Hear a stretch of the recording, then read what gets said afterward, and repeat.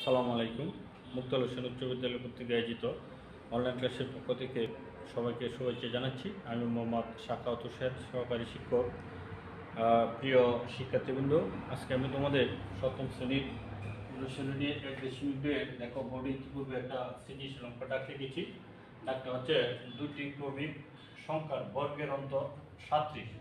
প্রথম প্রশ্নটা লিখেছি, ছোট ক্রমিক সংখ্যাটিকে বদলে একটি সমীকরণ তৈরি করো। 2 নম্বর ডাকটা হচ্ছে সংখ্যা দুটি নির্ণয় করো। 3 নম্বর লিখছি, সংখ্যা দুটি বর্গের সমষ্টির সাথে কত যোগ করলে সমষ্টি পূর্ণবর্গ সংখ্যা হবে। এ হচ্ছে শিক্ষার্থীবৃন্দকে আমাদের এই তোমাদের ডাকটা। এখন আমি দেখো তোমাদের যে খ নম্বর অঙ্কটা আছে এটা পড়াচ্ছি। তাহলে দেওয়া আছে কিন্তু ছোট ক্রমিক সংখ্যাটি, ছোট ক্রমিক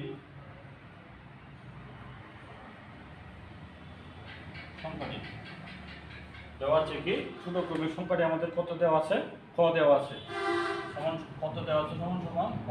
তাহলে আমরা লিখবো বড় বড় ক্রমিক সংখ্যাটি। তাহলে আমরা ছোটটা পাইছি, বড়টার সাথে আমরা কি করে দেব, এক যোগ করে দিব। ক যোগ কত, এক। ক যোগ কত আছে, এক। এখন আমরা কি করবো, একটা সমীকরণ তৈরি করব তোমাদের জানা হচ্ছে। তাহলে আমরা লিখতে পারি প্রশ্ন মতে। তাহলে আমরা কি বলছে, দুইটি বর্গের অন্তর। তো দেখো 1 + 4 হোল স্কয়ার, এই হচ্ছে আমাদের কি বর্গ। অন্তর আছে যদি আমরা কিটা দেব, বিয়োগ। দুইটি বর্গের, তাহলে এটা প্রথম সংখ্যাটা আমরা বর্গ দিলাম, দ্বিতীয়টা আমরা কি দিলাম, বর্গ দিলাম। অন্তর আছে বলে আমরা কি দিলাম, বিয়োগ। সমান সমান তোমাদের কত আছে, 37। এই হচ্ছে তোমাদের খ নম্বরের উত্তরটা। আমরা কি করছি, একটা সমীকরণ গঠন করলাম। কি করলাম, আমরা একটা সমীকরণ গঠন করলাম। শিক্ষার্থীবৃন্দ, এখন আমরা খ নম্বর অঙ্কটা বলবো। খ, তো আমরা লিখতে পারি ক হতে পাই। আমরা কোনটা করবো, খ নম্বর। খ হতে পাই, কোথায় থেকে পাই আমরা, ক হতে পাই। তো এটা সমান সমান কত দেওয়া আছে আমাদের, ক হতে পাই, এটা সমান সমান কত দেওয়া আছে আমাদের, 37। তাহলে আমরা এটা হলো a + b হোল স্কয়ার। তো আমরা কি লিখবো, a square plus 2ab plus b square সমান সমান কত, 37। আমরা বলবো a square plus 2ab plus b square, কিন্তু লিখবো এখানে a সমান আছে ক আর b সমান কত আছে 1। তাহলে লিখছি a square plus 2ab plus b square. a square plus 2ab plus কি লিখবো আমরা, b স্কয়ার। এখন দেখো এই কটা, এই ক স্কয়ারটা হলো মাইনাসের, এটা প্লাসের, আমরা বাদ দিয়ে দিই। বাদ দিলে আমাদের কত থাকবো, 2ক প্লাস কত 1 সমান সমান কত থাকবো আমাদের, 37। কত থাকবো আমাদের, 37। এবার শিক্ষার্থী আমরা এটা এই পাশে কি করে নিই, তাহলে কত আছে আমাদের, 2ক সমান সমান 37 বিয়োগ এই কটা আছে প্লাসের, আমরা এই পাশে কি করে নিলাম, মাইনাস। এরপর যে কাজটা করবো আমরা, 2ক সমান সমান 2ক সমান সমান কত, 34 থেকে 1 বাদ দিলে কত হবে, 37 থেকে 1 বাদ দিলে কত, 36। তাই ক সমান সমান 36 ভাগ কত, 2। তো যদি আমরা 36কে 2 দিয়ে ভাগ করি কত হবে, 18। তাহলে আমরা ছোট সংখ্যাটা পাচ্ছি, ছোট সংখ্যাটা আমরা কত ধরছিলাম, ক। তো ক সমান আমরা কত পাইছি, 18। এখন আমরা কি লিখবো, বড় সংখ্যাটা, বড় সংখ্যাটি, বড় ক্রমিক সংখ্যাটি। আমরা লিখবো বড় ক্রমিক এই সংখ্যাটি। তা আমরা কি লিখছিলাম, ক প্লাস ক যোগ কত, 1, বড় সংখ্যাটা। দেখো শিক্ষার্থীবৃন্দ, আমরা এখানে ক সমান কত পেয়েছি, 18, যোগ কত আছে আমাদের 1। 18 এর কত, 19।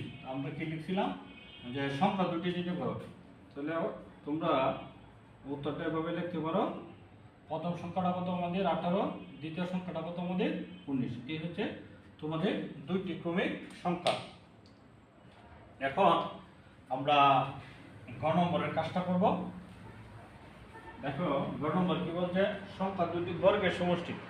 সংখ্যা দুটি কি, বর্গের সমষ্টির সাথে কত যোগ করলে পূর্ণবর্গ সংখ্যা হবে। তাহলে আমরা লিখতে পারি সংখ্যা দুটি, আমরা কি লিখবো, ক হতে প্রাপ্ত, ক হতে প্রাপ্ত। আমরা লিখলাম কি লিখতে পারি, আমরা সংখ্যা দুটি, সংখ্যা দুটি, একটা সংখ্যা কত হচ্ছে 18 আর একটা সংখ্যা কত 19। এই হচ্ছে আমাদের দুটি সংখ্যা, একটি হচ্ছে 18 আর একটি 19। আমরা লিখব সংখ্যা দুটির বর্গ, সংখ্যা দুটির বর্গ, সংখ্যা দুটির কি সংখ্যা দুটির আমরা কি লিখব সংখ্যা দুটির বর্গের সমষ্টি, সংখ্যা দুটির কি লিখব বর্গের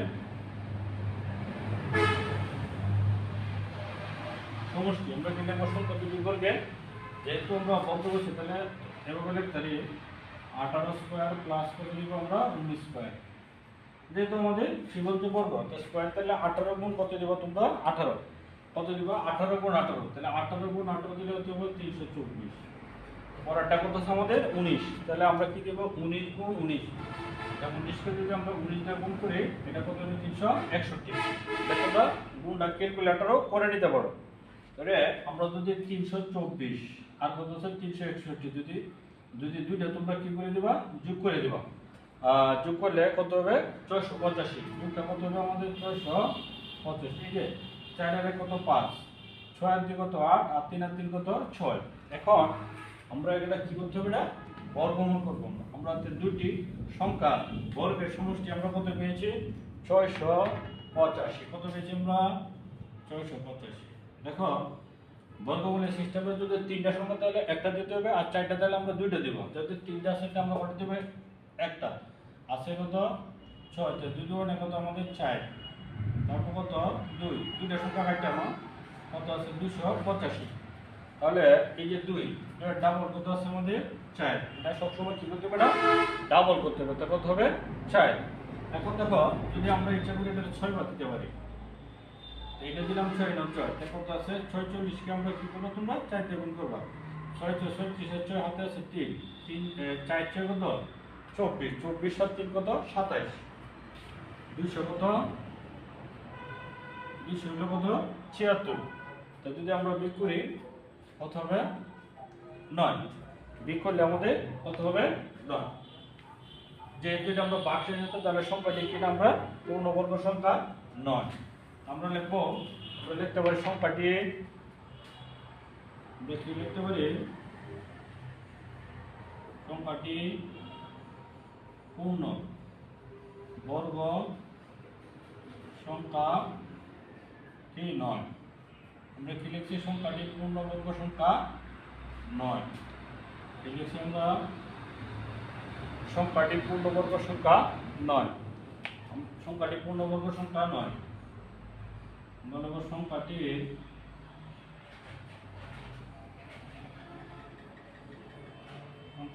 সাথে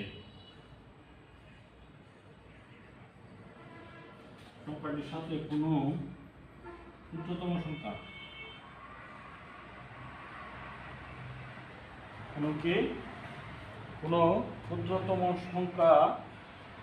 কোনো ক্ষুদ্রতম সংখ্যা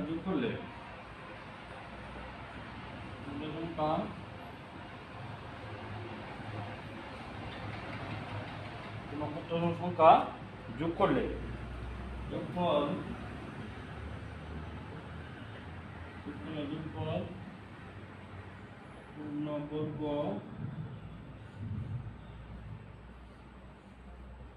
পূর্ণবর্গ সংখ্যা হবে। কোনো ক্ষুদ্রতম সংখ্যা যোগ করলে যোগফল কি হবে পূর্ণবর্গ সংখ্যা হবে। তাহলে আমাদের সংখ্যাটা হচ্ছে 26, এর সাথে আমরা কত যোগ করব কত হবে 27। যদি এক যোগ করি কত হবে 27, আমরা লিখবো 27 এর বর্গ, 27 এর বর্গ। আমরা লিখলাম 27 গুণ কত 27, তাই 27 কে আমরা কি করব তোমরা 27 কে 27 দিয়ে গুণ করলে হতে হবে 729, 700 কত 29। তাহলে আমাদের প্রশ্ন হচ্ছে যে সংখ্যাটি নির্ণয় করো, তাহলে আমরা কি করব, সুতরাং